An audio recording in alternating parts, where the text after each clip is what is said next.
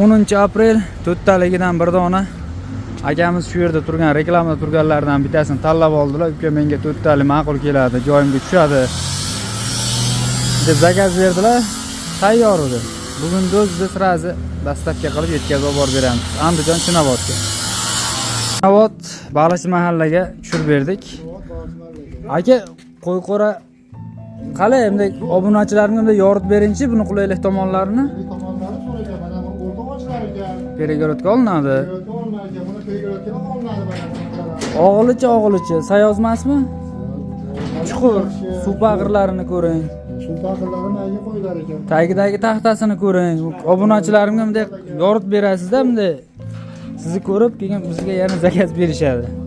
Kimga kerak bo'lsa mana bemalol buyurtma beraverasizlar.